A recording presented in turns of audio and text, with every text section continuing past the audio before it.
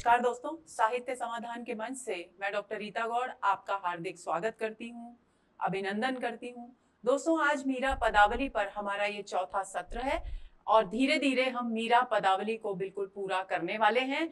आप आश्वस्त रहें, बहुत जल्दी ही हम इनके प्रमुख पदों पर बात कर लेंगे और उसके बाद हम एक प्रश्नों का सत्र अवश्य करेंगे ताकि विषय वस्तु पर आपकी पकड़ मजबूत हो सके। तो चलिए शुरू करते हैं आज का सत्र। आज के सत्र का सबसे पहला पद है दोस्तों, मीराबाई कहती हैं, बरजी मैं काहू की ना ही रहूं, सुनोरी सखी तुम सो या मन की सांची बात कहूं। ये पद दोस्तों सामान्यतः जिस तरह के पद मीराबाई के हुआ करते हैं उनसे थोड़ा सा भिन्न है। क्यों? क्योंकि मीराबाई अधिकांश पदों में कृष्ण के प्रति एकनिष्ठ प्रेम, अपने अनन्य प्रेम को अभिव्यक्त करती हैं, लेकिन यहाँ वे विद्रोह के स्वर को बुलंद कर रही हैं और ये विद्रोह है समाज के उन बंधनों के प्रति, उन मर्यादाओं के प्रति जो उन्हें कृष्ण के प्रति समर्पित होने से रोकती हैं। तो उसी भाव को ध्यान में रखकर आप इसे समझेंगे। वे कहती हैं, बरजी मैं काहू की ना ही रहूं, कि अब अगर कोई मुझे रोकने का प्रयास करेगा तो मैं किसी के रोकने से रुकूंगी नहीं। बरजी वर्जना का तद्भव राजस्थानी शब्द बन गया है। वर्जना यानी मना करना, यानी अब मैं किसी के मना करने पर रुकूंगी नहीं। सुनोरी सखी, हे सखियों तुम भी सुन लो, तुम सो या मन की, मैं अपने हृदय की, क्योंकि तुम मेरी सखियां हो और सखियों से अपने हृदय की बात को, अंतरंग बात को साझा करना हमारे यहाँ, हमारे समाज की परंपरा रही है। तो वे कहती हैं कि सुनोरी सखी, ये सखियों अच्छी तरह से सुन लो, मैं तुमसे अपने मन की साची बात कहूं, सच्ची सच्ची बात कहती हूँ। मैं बिल्कुल, मेरी इस बात में कोई झूठ नहीं है, कोई बनावटीपन नहीं है, बल्कि मेरे हृदय में जो भाव उमड़ कर आ रहा है उसे ही मैं तुम्हारे सामने व्यक्त करती हूँ। साधु संगते हरि सुख लई हो, कि मैं अब किसी के रोके नहीं रुकूंगी। इस कथन के संदर्भ में इन बाकी की पंक्तियों को समझने का प्रयास करेंगे। कहीं किसी के रोकने से नहीं रुकूंगी। साधु संगते हरि सुख लय हो, क्या सच्ची बात बता रही है सखियों को मीराबाई? वे कह रही है कि मैं साधुओं का संग करूंगी। क्यों करूंगी साधुओं का संग? क्योंकि साधुओं के संग में यानी सत्संग में श्री कृष्ण की चर्चा होगी और श्री कृष्ण की जहां चर्चा होगी वहां मुझे सुख और आनंद प्राप्त होगा। तो वे कहती हैं, साधु संगति हरि सुख लय हो, कि मैं साधु संगति करके, सत्संगति करके हरि की चर्चा से सुख प्राप्त करूंगी, आनंद प्राप्त करूंगी। सवर्ण की आवृत्ति है तो यहाँ पर 6 का अनुप्रास अलंकार हो गया है। सुनोरी सखी तुम सो या मन की सांची, सवर्ण कई बार आया है तो यहाँ इस पंक्ति में वृत्यानुप्रास अलंकार है। आगे चलते हैं। लेव जगते हो दूर रहूं, और मैं साधुओं की संगति में हरि चर्चा का, श्री कृष्ण की चर्चा का यानी प्रभु की चर्चा का आनंद प्राप्त करूंगी। और जगते हो दूर रहूं, हो का मतलब है मैं इस जग यानी संसार से, इस संसार से मैं दूर रहूंगी। संसार से दूर रहने का मतलब क्या है कि ये जो भी जितना भी सांसारिक प्रपंच है, माया जाल है, जो श्री कृष्ण से मुझे दूर करता है, उस सारे माया जाल से, इन सारी सांसारिक गतिविधियों से मैं अपने आप को दूर रखूंगी और केवल सत्संगति कर, साधुओं की संगति कर हरि चर्चा का आनंद प्राप्त करूंगी। आगे वे कहती हैं, तन मन धन मेरो सब ही जाओ। आप सभी जानते हैं दोस्तों कि मीराबाई को श्री कृष्ण के प्रति भक्ति भाव रखने के कारण अनेक प्रकार के कष्ट सहने पड़े, उन पर अनेक प्रकार की बंदिशें लगाई गई, नियंत्रण लगाए गए। उन सब का सांकेतिक अभिव्यक्ति है यहाँ पर उनके प्रति मीरा का यहाँ विद्रोह का स्वर प्रबल हो उठा है। वे कहती है, तन मन धन मेरो सब ही जाओ, कि भले ही हरि चर्चा का आनंद लेने के लिए यानी श्री कृष्ण के प्रति समर्पित होने के लिए मेरा तन, मेरा शरीर समाप्त हो जाए, मेरा मन नष्ट हो जाए, मेरा धन चला जाए, सब कुछ ही चला जाए, भल मेरो शीश लहू, कोई मेरा शीश भी ले ले भले ही, लेकिन फिर भी व्यंजित क्या है, फिर भी मैं हरि के मार्ग से, श्री कृष्ण के प्रति समर्पित प्रेम भाव से अपने आप को इस मार्ग पर चलने से रोकूंगी नहीं, किसी के रोकने पर भी रुकूंगी नहीं। तन मन धन मेरो सभी जावो, भल मेरो शीस लहू। कि तन मन धन मेरा सब कुछ चला जाए, भले ही कोई मेरा शीश भी ले जाए, लेकिन फिर भी मैं श्री कृष्ण के प्रति समर्पित होने से रुकूंगी नहीं। मन मेरो लागो सुमिरन सेती। क्यों नहीं रुकूंगी? क्योंकि अब मेरे मन में श्री कृष्ण के सुमिरन सेती यानी श्री कृष्ण के स्मरण की लगन लग गई है। श्री कृष्ण का दिन रात स्मरण करने में, उनके नाम लेने में, उनके प्रति अपने प्रेम भाव को अभिव्यक्त करने में मुझे आनंद और सुख की प्राप्ति होती है। तो मेरा मन इस सुमिरन सेती में यानी श्री कृष्ण के नाम को स्मरण करने में आनंद का अनुभव करता है, उसमें रम गया है, लग गया है। सबका बोल सहूं। और ऐसा करने पर, श्री कृष्ण के नाम स्मरण में हमेशा लीन रहने पर, कोई मुझ पर कितने भी कटु वाक्य बोले मेरे प्रति, कोई मेरी कितनी भी निंदा करे, कोई मुझ पर कितना भी अपना आक्रोश अभिव्यक्त करे, सबका मैं बोल सहूं। सबके कड़वे बोल, सब कुछ सारे आक्षेप मैं सहन कर लूंगी, लेकिन श्री कृष्ण के स्मरण के मार्ग से रुकूंगी नहीं, पीछे हटूंगी नहीं। सुमिरन सेती मन मेरो सबका 3 बार वृत्या और 6 का एक साथ है। यहाँ तो 6 का अनुप्रास है। मन मेरो में म वर्ण की 1 बार आवृत्ति और सुमिरन सेती सबका में वृत्या।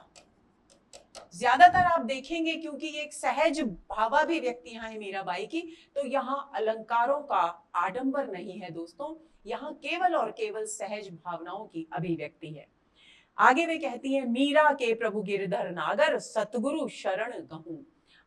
मीराबाई कहती हैं कि मेरे तो एकमात्र आराध्य, एकमात्र इष्ट देव, एकमात्र प्रभु गिरधर नागर अर्थात गोवर्धन पर्वत को उठाने वाले श्री कृष्ण हैं, और उनकी प्राप्ति के लिए मैं सतगुरु की शरण गहूंगी यानी लूंगी, ग्रहण करूंगी।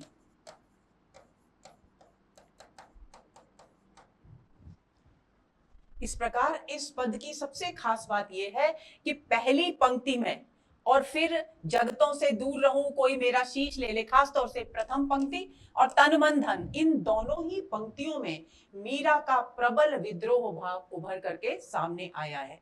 आगे चले।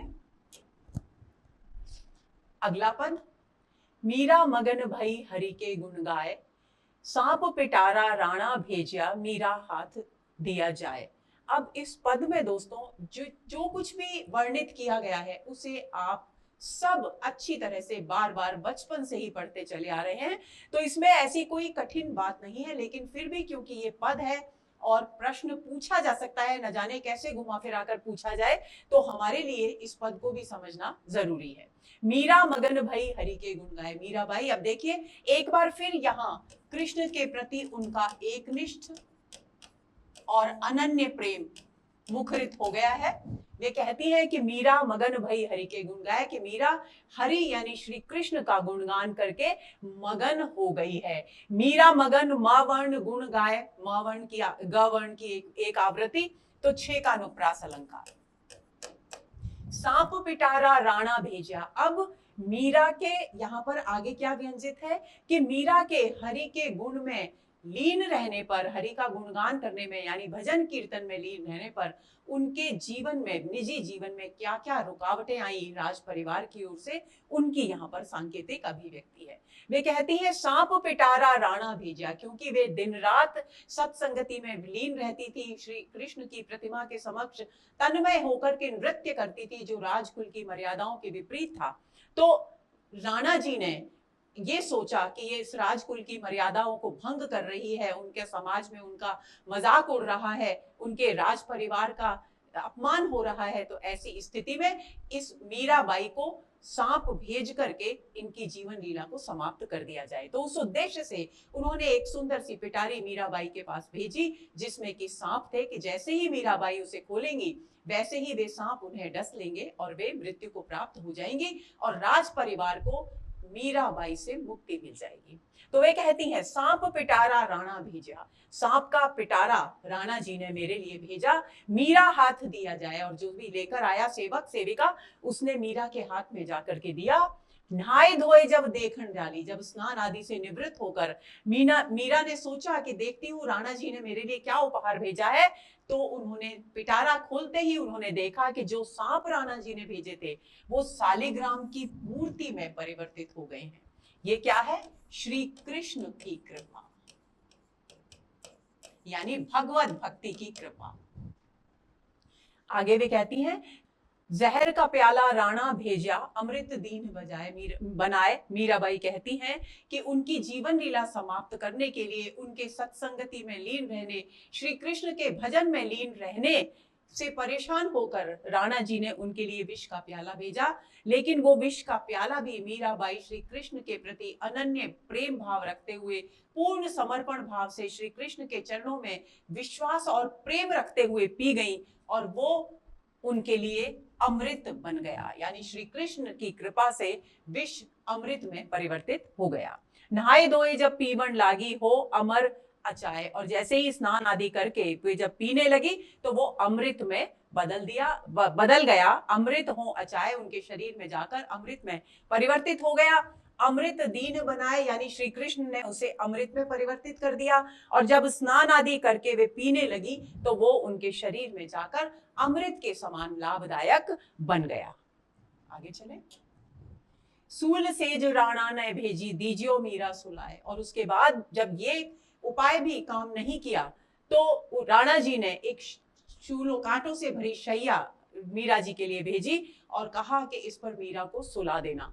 सांझ बही मीरा सोवण लागी मानो फूल विजय, और जब शाम होने पर, रात्रि होने पर मीरा शयन के लिए उस शैया पर लेटी तो उन्हें ऐसा लगा मानो वे कांटों की सेज पर नहीं बल्कि फूलों की शैया पर सो रही हो। वो कांटों की सेज उनके लिए फूलों के समान कोमल और नाजुक हो गई। मीरा के प्रभु सदा सहाई राखे बिदन हटाए, और मीराबाई कहती हैं कि इस प्रकार कदम कदम पर मीरा के प्रभु श्री कृष्ण सदा ही उनके प्रति उनके सहायक रहे हैं, और जो भी उनके जीवन में विघ्न यानी बाधाएं आती हैं उन्हें वे हमेशा दूर कर देते हैं। भजन भाव में मस्त डोलती गिरधर पे बलि जाए, और इस प्रकार मीरा श्री कृष्ण के इन कृपाओं को महसूस करते हुए अपने हृदय में आनंदित होती हैं और उनके प्रति भजन और गीत आदि में मगन रहते हुए इधर से उधर घूमती हैं, और वे श्री कृष्ण पर, अपने गिरधारी पर बार बार बलिहारी जाती हैं, न्यौछावर होती हैं।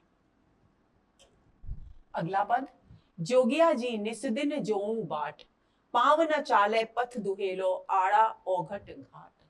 ये जो पद है दोस्तों, इस पद में सबसे पहली बात तो यह है कि जोगिया जी प्रियतम श्री कृष्ण के लिए है संबोधन। वे कल्पना कर रही हैं कि उनके प्रियतम श्री कृष्ण कभी एक स्थान पर टिककर रहते नहीं और वे एक स्थान से दूसरे स्थान पर भ्रमण किया करते हैं, और इसीलिए उनका श्री कृष्ण से मिलन नहीं हो पा रहा है। तो वे कहती हैं जोगिया जी के, हे प्रियतम, हे श्री कृष्ण, निस दिन यानी रात दिन में जो बाट, मैं आपकी प्रतीक्षा करती हूँ, राह देखती हूँ। पाव न चाले, और प्रतीक्षा क्यों करती हूँ? क्योंकि मेरा आपके प्रति एकनिष्ठ, अनन्य और बहुत ही घनिष्ठ प्रेम है। उस प्रेम को मैं छोड़ नहीं सकती क्योंकि वही प्रेम मेरे जीवन का आधार है। लेकिन विवशता क्या है कि आप मुझे मिलते नहीं, आपसे मेरा मिलन संभव नहीं हो पा रहा। तो मैं क्या अनुभव कर रही हूँ? पाव न चाले कि ये जो प्रेम का मार्ग है ये बहुत कठिन और दुष्कर मार्ग है, इस पर मेरे पैर नहीं चलते। यानी मेरे लिए इस मार्ग पर, क्योंकि मुझे आपसे मिलन की कोई संभावना ही दिखाई नहीं देती। मैं निरंतर आपसे प्रार्थना किया करती हूँ कि आप मुझे दर्शन दीजिए, आप मुझसे मिलिए, तब भी आप मेरी बात को सुनते नहीं हैं। तो ऐसा लगता है मानो प्रेम का जो पथ है वो बहुत अगम, कठिन, दुर्गम है और उस पर चलना मुश्किल है। इसलिए इस मार्ग पर अब मेरे पैर नहीं चलते। क्यों? क्योंकि पथ दुहेलो यानी कष्टकारक, कष्टपूर्ण, क्योंकि ये जो प्रेम का मार्ग है ये बहुत कष्टपूर्ण है और इसमें आड़ा यानी बहुत सारी बाधाएं हैं। कौन सी बाधाएं थी मीरा के प्रेम मार्ग में? सामाजिक मर्यादाएं, राज परिवार की मर्यादाएं, वे सब उनकी बाधाएं थी। तो आड़ा और बहुत सारी बाधाएं हैं, और औघट घाट, पर्वत और घाट हैं, गड्ढे हैं। जिस प्रकार किसी भी सामान्य मार्ग पर आगे बढ़ते हैं और पहाड़ और छोटी पहाड़ियां या घाटियां आ जाती हैं तो उन्हें पार करना बहुत मुश्किल होता है, उसी बात को आधार बनाकर मीराबाई कहती है कि यहाँ बहुत सारी बाधाएं हैं प्रेम के मार्ग में, ये बहुत कष्टपूर्ण पथ है, मेरे पैर इस पर चलते नहीं। व्यंजना क्या है? व्यंजना ये है कि हे श्री कृष्ण, हे प्रियतम, मैं आपके प्रति एकनिष्ठ प्रेम रखती हूँ, तो आप इस मार्ग पर मेरे सहायक क्यों नहीं होते, यानी मुझे आपके दर्शन क्यों नहीं मिलते। औघट नगर आए जोगी रम गया रे, आगे वे कहती हैं क्योंकि उन्हें प्रियतम मिल नहीं रहे, श्री कृष्ण से उनकी मुलाकात नहीं हो रही, उन्हें श्री कृष्ण के दर्शन नहीं हो रहे, तो वे कहती हैं कि मुझे ऐसा लगता है कि मेरा जो जोगी प्रियतम है वो किसी नगर में जाकर के बस गया है, और नगर में जाकर बस गया है और मेरे पास आ नहीं पा रहा है, इसीलिए मोमन प्रीत न पाया, क्योंकि वो मुझसे दूर है इसलिए मेरे मन को उनका प्रेम प्राप्त नहीं हो पा रहा है, उनके दर्शन मुझे नहीं मिल पा रहे हैं। मैं भोली भोलापन कीन्यो राखो नहीं बिलमाए, आगे भी कहती हैं कि मैं भोली थी, मैं बहुत सरल स्वभाव की थी, मैंने बहुत सरलता सीधापन दिखाया, क्या कि जब वो प्रियतम मेरे पास था, जब मैं उसकी निकटता का, उसके साथ संयोग के क्षण बिता रही थी, तब मैंने उसे अपने प्रेम में बिलमाए उलझा कर नहीं रखा, ये मुझसे गलती हो गई। व्यंजना क्या है? व्यंजना ये है कि यदि जिस समय मैं संयोग के क्षणों में थी, जिस समय मेरे प्रियतम श्री कृष्ण मेरे पास थे, उसी समय यदि मैं उन्हें अपने प्रेम जाल में उलझा कर रखती, अपने आकर्षण में बांध कर रखती, तो संभव था कि वे इधर उधर नहीं जाते और उनका संयोग मुझे हमेशा मिलता रहता। लेकिन मैंने क्या भूल की? मैंने ये भूल की कि मैंने उन्हें अपने प्रेम जाल में उलझा करके नहीं रखा, और यही कारण है कि वो जो योगी, रमता योगी, इधर एक स्थान से दूसरे स्थान पर भ्रमण करने वाला मेरा जो प्रियतम है, वो किसी अन्य नगर में जाकर के बस गया है और मैं उसका प्रेम प्राप्त नहीं कर पा रही हूँ। आगे चलें। जोगिया को जोवत बहुत दिन बीतिया अजहू आयो नाही, आगे वे कहती हैं कि जोगिया यानी मैं अपने प्रियतम की प्रतीक्षा करते करते, बहु यानी बहुत दिन बीत गए, लेकिन आज तक मेरा प्रियतम लौट करके नहीं आया।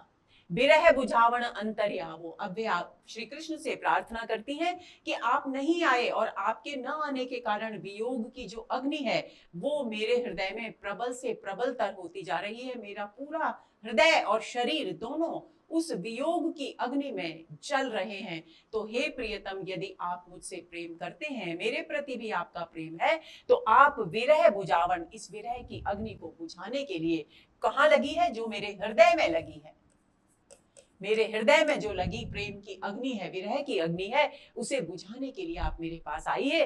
तपन लागी तनमाही, क्योंकि अब हृदय की ये अग्नि शरीर को भी जलाने लगी है, यानी वियोग की अग्नि अब बहुत उग्र रूप धारण कर गई है, पहले केवल हृदय तक सीमित थी, अब वो शरीर को भी जलाने लगी है। तपन लगी तनमाही, त वर्ण की एक ही बार आवृत्ति, तो छेकानुप्रास अलंकार, कह तो जोगी जग में नहीं, लेकिन फिर भी इतना सब कहने के बाद भी, अपनी वेदना को श्री कृष्ण के समक्ष अभिव्यक्त करने के बाद भी, जब मीराबाई को प्रियतम के आने का कोई संकेत नहीं मिलता, तो वे क्या सोचती हैं? तरह तरह के विचार उनके मन में होते हैं, और वे कहती हैं, कह तो जोगी जग में नहीं, कि अब इतनी बात कहने पर तो मेरे प्रियतम निश्चय ही मुझे दर्शन देते, मुझे अपना एहसास, अपने होने का एहसास कराते, लेकिन ऐसा नहीं हो रहा है। इसका मतलब क्या है कि कह तो जोगी जग में नहीं, कि या तो मेरा जोगी जो प्रियतम है वो इस संसार में ही नहीं रहा, कैर बिसारी मोए, और या फिर यदि वो संसार में है और फिर भी मेरे पास नहीं आ रहा है, इसका मतलब है कि वो मुझे भूल गया है। यानी दो ही स्थितियां हो सकती हैं कि प्रियतम मुझे दर्शन न दे। पहली स्थिति, या तो मेरा प्रियतम इस संसार में ही नहीं है, यदि इस संसार में है और प्रतिक्रिया व्यक्त नहीं कर रहा है, मुझे दर्शन नहीं दे रहा है, इसका मतलब है कि वो मुझे भूल गया है। जोगी जग, फिर छेकानुप्रास है, का करूं कित जाऊं री सजनी, अब ऐसा सोच करके कि प्रियतम भूल गए हैं, एक विरहणी एकनिष्ठ प्रेमिका के लिए ये बहुत ही कष्टकारक स्थिति है कि उसका प्रियतम उसे भूल जाए। तो उसी व्याकुलता को अभिव्यक्त करती हुई मीराबाई कहती हैं, का करूं कित जाऊं रे सजनी, के हे सजनी हे सखी, मेरी व्याकुलता, मेरे हृदय की बेचैनी व्यग्रता बढ़ती जा रही है। मुझे समझ में नहीं आ रहा कि मैं अपने प्रियतम को के दर्शन प्राप्त करने के लिए का करूं, क्या करूं, कौन सा उपाय करूं कि मुझे मेरे प्रियतम मिल जाएं। कित जाऊं, कहां जाऊं, कौन सी दिशा में जाऊं कि मेरे प्रियतम मुझे मिल जाए। उनके विरह में रोते रोते नैण गुमाया रोए, कि उनके विरह में रोते रोते मेरी तो आंखें भी चली गई हैं, यानी मेरे नेत्रों की ज्योति समाप्त हो गई है। आरती तेरी अंतरे मेरे, आओ अपनी जान। आगे भी श्री कृष्ण से कहती हैं कि हे प्रियतम, मेरे हृदय में, अंतरी यानी हृदय में, मेरे हृदय में एक ही लालसा है, और वो लालसा है आरती यानी लालसा। मेरे हृदय में एक ही लालसा है कि मुझे आपके दर्शन हो, आपका प्रेम प्राप्त हो। इसलिए हे प्रभु, हे प्रियतम, आओ अपनी जाने, आप मेरे पास मुझे अपना समझकर मेरे पास आइए, मुझे दर्शन दीजिए, ताकि मेरी इस सारी वियोग की अग्नि, सारी व्याकुलता हृदय की पूरी दूर हो जाए। मीरा व्याकुल विरहिणी रे, तुम बिन तलपत प्राण। और आगे वे कहती हैं कि हे प्रभु, मीरा आपके विरह में अत्यधिक व्याकुल है, और आपके वियोग के कारण मेरे जो प्राण हैं वे बुरी तरह से तड़प रहे हैं, यानी मेरी पीड़ा की कोई सीमा, मेरी विरह वेदना की कोई सीमा नहीं है। अगला पद, जोगी मत जा मत जा मत जा, पाए परू मैं तेरी चेरी हूं। आगे मीराबाई कहती है, यहां भी जोगी श्री कृष्ण के लिए यानी प्रियतम के लिए प्रयुक्त किया है शब्द। वे कहती हैं, उन्हें ऐसा एहसास हो रहा है मीराबाई को कि संभवतः श्री कृष्ण उन्हें छोड़कर चले जा रहे हैं, क्योंकि बहुत अनुनय विनय करने के बाद भी श्री कृष्ण उन्हें दर्शन नहीं दे रहे हैं। तो उन्हें वो ये अनुभव करती हैं अपने हृदय में कि श्री कृष्ण उनसे दूर जा रहे हैं।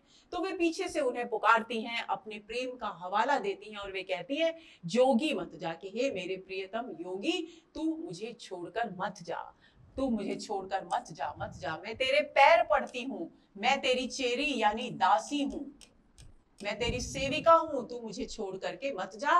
भाव ये है कि तेरे बिना इस दुनिया में, इस संसार में, इन तीनों लोकों में मेरा और कोई नहीं है, इसलिए तू मुझे छोड़कर मत जा। प्रेम भगति को पैंडो ही न्यारो, हमको गैल बता जा। और क्योंकि मीराबाई कहती हैं कि हे प्रियतम, हे श्री कृष्ण, हे मेरे आराध्य, ये मेरा आपके प्रति अनन्य एकनिष्ठ प्रेम है, लेकिन मैं इसकी कठिनाइयों को देखकर प्रेम मार्ग की मुझे ये अनुभव हो गया है कि प्रेम पूर्ण भक्ति यानी माधुर्य भाव की भक्ति का पैंडो यानी मार्ग बिल्कुल अलग है, मार्ग ही बिल्कुल अलग है, क्योंकि यहाँ बहुत सारी रुकावटें हैं, बाधाएं हैं, बहुत सारे संकट हैं।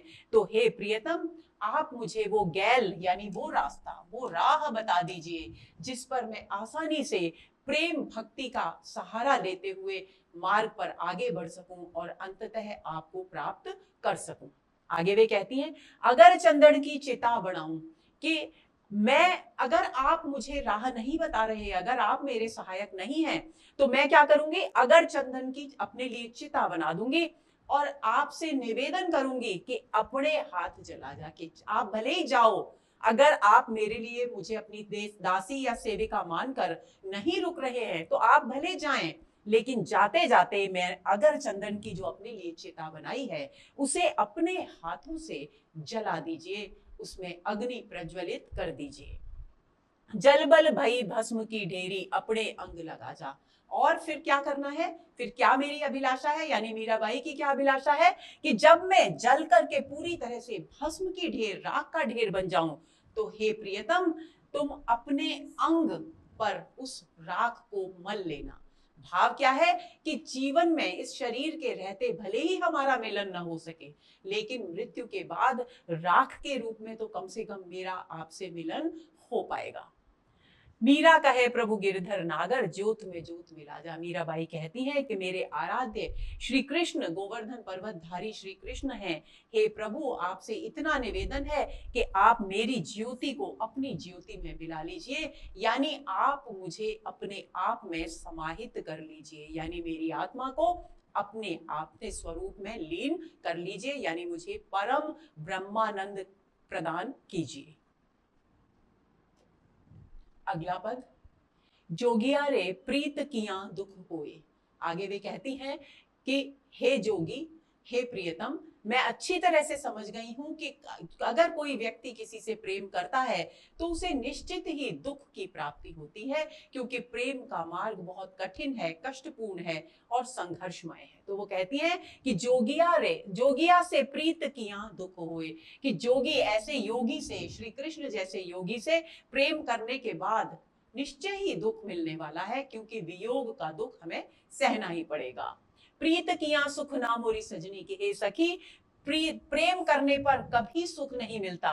जोगी मीत न कोई, क्योंकि जोगी अगर सच्चा मित्र नहीं है, यानी प्रेमी अगर सच्चा प्रेमी नहीं है, तो प्रेम के मार्ग पर कभी सुख की प्राप्ति नहीं होती।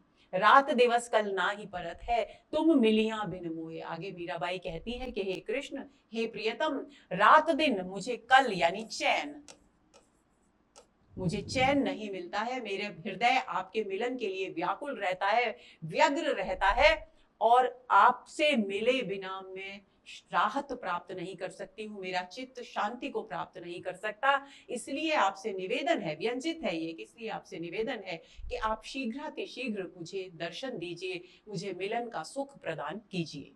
ऐसी सूरत या जगमाही फिर न देखी सोई। क्यों कीजिए?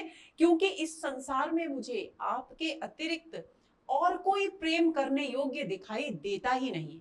जितना सुंदर रूप आपका है, वैसा सुंदर रूप मुझे इस संसार में मैंने दूसरा देखा ही नहीं, मुझे किसी अन्य में वो सौंदर्य दिखाई देता ही नहीं। इसलिए मैं तो सिर्फ और सिर्फ आपसे प्रेम करती हूँ, और आप मेरे इस प्रेम को स्वीकार कर मुझे संयोग का सुख प्रदान कीजिए। मीरा के प्रभु कब्रे मिलोगे, मिलिया आनंद होए। मीराबाई कहती हैं कि हे प्रभु, आप मुझसे कब मिलेंगे, क्योंकि मेरे इस चित्त को जो विरह की अग्नि में व्याकुल हो रहा है, इसे आपसे मिलने के बाद ही आनंद की प्राप्ति होगी। आगे चलते हैं। अगला पद, रमैया मेरे तो ही सु लागी नेह। इस पंक्ति में देखिए, रमैया, रमैया शब्द किससे बना है? रम धातु संस्कृत की है, रमण करना, यानी को एक वही बात हो गई, किसी भी एक स्थान पर स्थिर होकर के न रहना। रमैया मेरे, और यहाँ पर ये श्री कृष्ण का प्रतीक बन करके आया है। तो यहाँ पर रमैया संबोधन किसके लिए प्रयुक्त किया गया है? प्रश्न पूछा जा सकता है। जोगी भी श्री कृष्ण के लिए था, रमैया भी श्री कृष्ण के लिए है। तो मीराबाई कहती है, रमैया मेरे तो ही सुलागी नेह, कि हे रमैया, हे प्रियतम, मेरा तो आपसे ही नेह का संबंध जुड़ गया है, नेह का तार यानी प्रेम का तार जुड़ गया है। लगी प्रीत जिन तोड़े रे बाला, अधिकों कीजिए नेह। और अब जबकि तुम मेरे पुकारने पर, प्रेम की पुकार को, मेरी प्रेम की पुकार को सुनकर मुझे दर्शन नहीं देते हो, तो मुझे यह अप्रिय लगता है, अच्छा नहीं लगता कि मेरी जो लगी हुई प्रीति है, जो लगन आपके साथ लग गई है, उसे हे प्रियतम, बाला भी यहाँ प्रियतम के लिए है कि हे प्रियतम, उसे तोड़ना आपको शोभा नहीं देता, बल्कि आपको क्या करना चाहिए? अधिकों कीजिए नेह, बल्कि मेरे प्रति अधिक से अधिक प्रेम पूर्ण व्यवहार रखना चाहिए, मुझे दर्शन देने चाहिए और मुझे संयोग का सुख प्रदान करना चाहिए। जो हूं ऐसी जानती रे बाला, प्रीत किया दुख होए, कि हे प्रियतम, यदि मुझे पहले पता होता कि प्रेम के मार्ग इतना दुष्कर है, इतना कष्ट साध्य है, कि अगर मुझे पहले पता होता कि प्रेम करने पर दुख की ही प्राप्ति होने वाली है, तो क्या करती? नगर ढिंडोरी पीटती रे प्रीत करो मत कोई, कि मैं इस पूरे नगर में ढिंडोरा पिटवा देती कि प्रेम का मार्ग बहुत कष्टकारक है, यहाँ दुख ही दुख मिलता है, सुख की प्राप्ति नहीं होती, इसलिए कोई भी प्रेम मत करना। खीर न धाजय आरी रे, मूर्ख न कीजय मित। एक बात आप ध्यान देंगे दोस्तों, कि जहां पर भी ये वाला श आता है, इसका उच्चारण हमें ख की तरह करना। तो खीर न धाजय आरी रे, कि हमको खीर कभी भी, उदाहरण देती है कि खीर कभी भी आरी यानी फीकी, जो मीठी नहीं है। यद्यपि डॉक्टर मनोहर ने अपनी मीरा पदावली में इस शब्द का विश्लेषण करते हुए कहा है कि इसका जो शब्द का जो अर्थ है वो पूरी तरह से अस्पष्ट है, लेकिन प्रसंग के आधार पर इसको हम फीकी अर्थ का अभिव्यंजक मान सकते हैं। तो इस बात को ध्यान में रखेंगे। खीर न धाजे आरी रे, फीकी खीर अच्छी नहीं लगती। मूर्ख न कीजे मित, और कोई भी समझदार व्यक्ति को, किसी भी समझदार व्यक्ति को किसी मूर्ख व्यक्ति से मित्रता नहीं करनी चाहिए। व्यंजित भाव क्या है कि निष्ठुर प्रियतम से प्रेम नहीं करना चाहिए, मूर्ख से मित्रता नहीं करनी चाहिए। क्यों? जिस प्रकार फीकी खीर अच्छी नहीं लगती, हम उसमें मीठा डालते हैं तभी हमें वो स्वादिष्ट लगती है, खाने योग्य लगती है, आनंद प्रदान करने वाली लगती है। इसी तरह से हमें एक प्रेम करने वाले प्रियतम से प्रेम का भाव रखना चाहिए और किसी मूर्ख व्यक्ति से मित्रता नहीं करनी चाहिए। क्यों नहीं करनी चाहिए? आगे की पंक्तियों में वे कहती हैं, खिण ताता खिण सीत लारे, खिण बैरी खिण मित।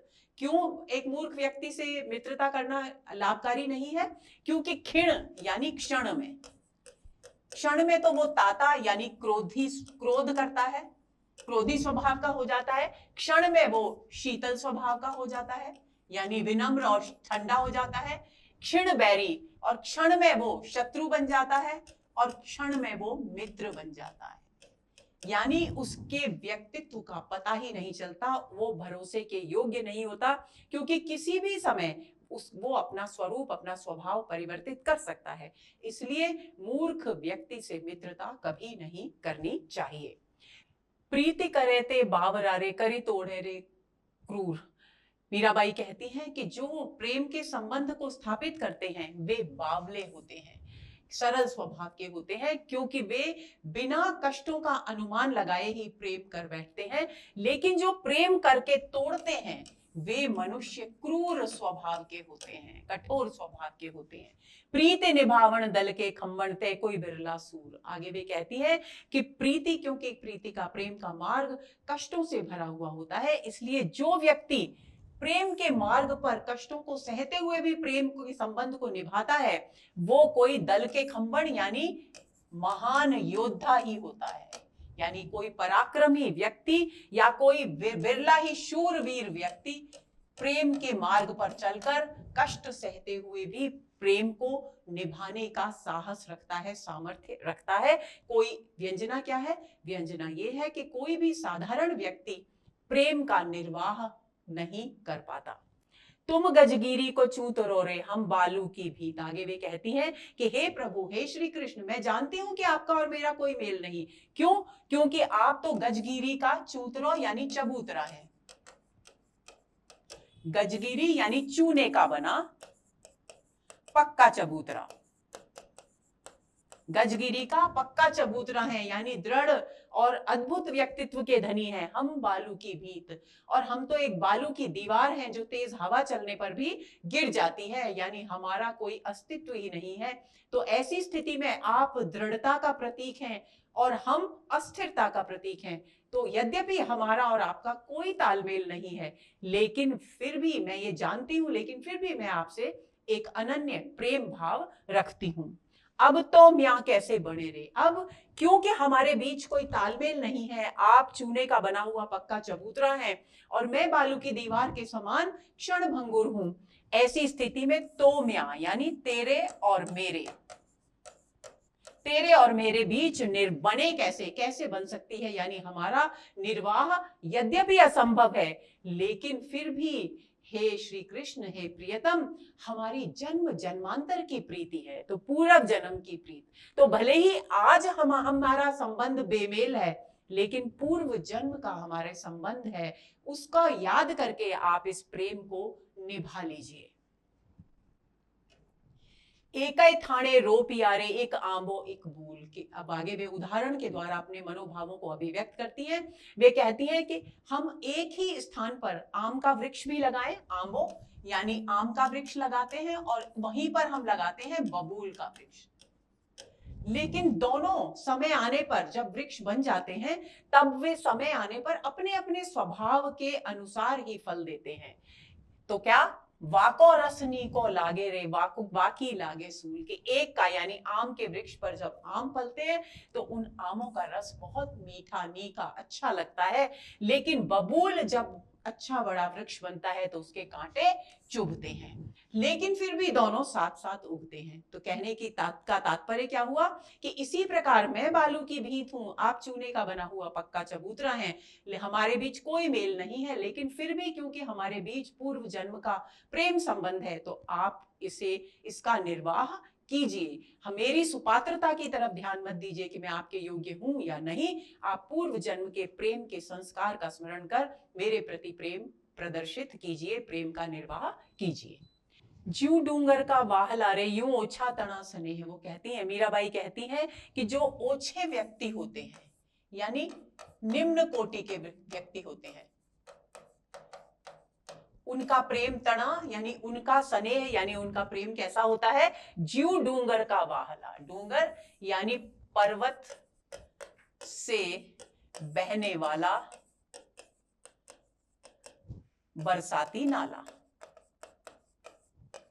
बरसाती नाले के समान होता है कि बरसात में, जैसे बरसाती नाला बरसात में पूरे वेग से बहता है लेकिन बरसात बीतते ही उसका पानी समाप्त हो जाता है, उसी तरह से जो निम्न कोटि के व्यक्ति होते हैं उनका जो स्नेह संबंध है वो इसी प्रकार का होता है कि कुछ समय तक वो प्रबल रूप में अभिव्यक्त होता है और उसके बाद समाप्त हो जाता है।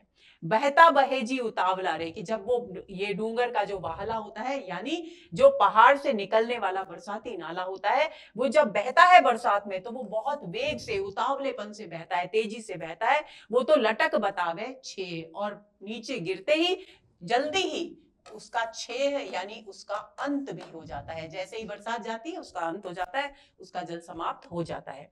आयो सावण भादवारे बोलन लागा मोर। आगे मीराबाई कहती है कि हे प्रियतम, इतनी सारी बातें मैं आपसे कर रही हूं और ये बातें कहते कहते सावन और भादों का महीना आ गया है। बागों में कुंजों में मोर अपनी मधुर वाणी में बोलने लगे हैं। व्यंजित भाव क्या है? व्यंजित भाव ये है कि मेरा आपके प्रति जो प्रेम है वो और अधिक प्रबल रूप धारण कर रहा है, और आप क्योंकि मुझे दर्शन नहीं दे रहे हैं तो मेरी वियोग की अग्नि प्रबल होती जा रही है। मीरा को हरिजन मिले आरे ले गया पवन झकोर। और मीराबाई कहती हैं कि श्री कृष्ण के दर्शन तो मुझे जब होंगे तब होंगे, लेकिन मुझे अभी हरिजन यानी भक्तगण मिल गए हैं, यानी संत मिल गए हैं।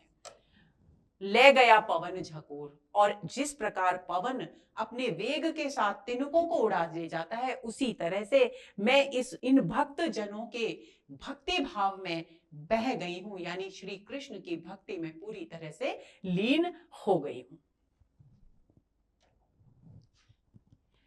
अगला पद, हरि तुम हरो जन की भीर।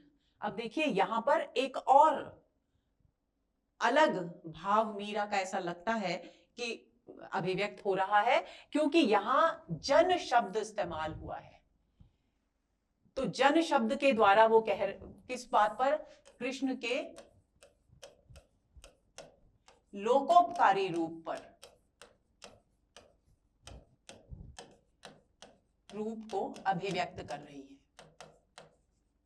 क्यों अभिव्यक्त कर रही है? क्योंकि कृष्ण प्रेम में एक आकंठ डूबी हुई मीरा है, और जब उन्हें लगता है कि श्री कृष्ण उनकी तरफ ध्यान नहीं दे रहे हैं तो वे उन्हें याद दिलाती हैं कि वे तो भक्तों का कल्याण करने वाले हैं, उन्होंने उन सारे भक्तों का स्मरण कराती हैं, तो फिर वे उनसे विमुख क्यों हैं? ये व्यंजित भाव है, इसी को ध्यान में रखकर हम इस पद का अर्थ समझेंगे। अर्थ बहुत सरल है। वे कहती है, हरि तुम हरो जन की पीड़ के, हे प्रभु, हे हरि, हे प्रियतम, आप तो जन जन की भीड़ यानी पीड़ा यानी मुसीबत संकट का हरण करने वाले हो। द्रौपदी की लाज राखी, जब जब जिस जिस भक्त पर आपके संकट की घड़ी आई है आपने उस संकट को दूर किया है, अपनी कृपा दृष्टि वहां बरसाई है।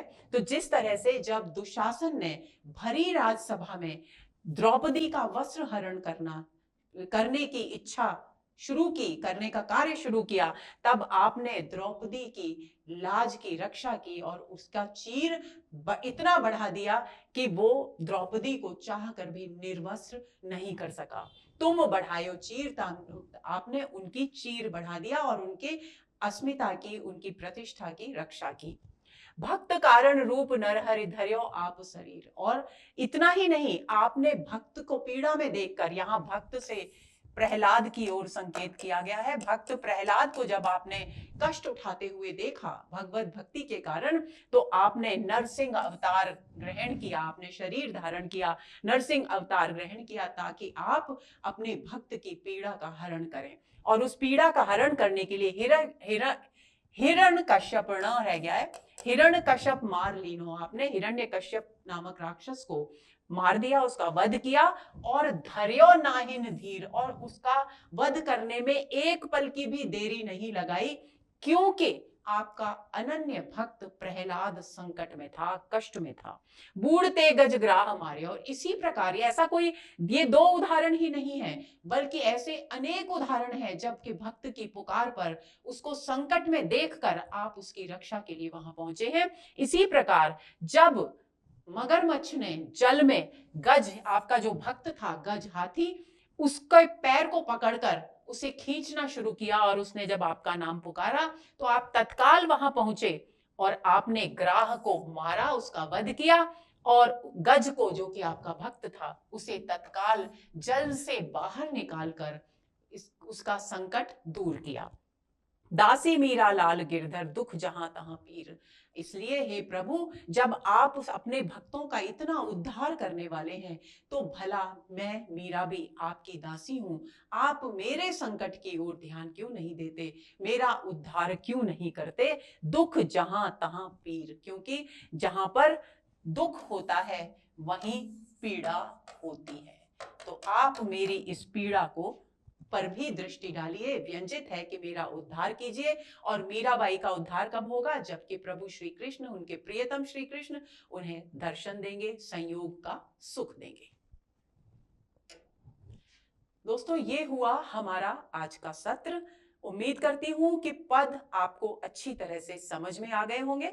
अगले सत्र के इंतजार में रहिए। नमस्कार।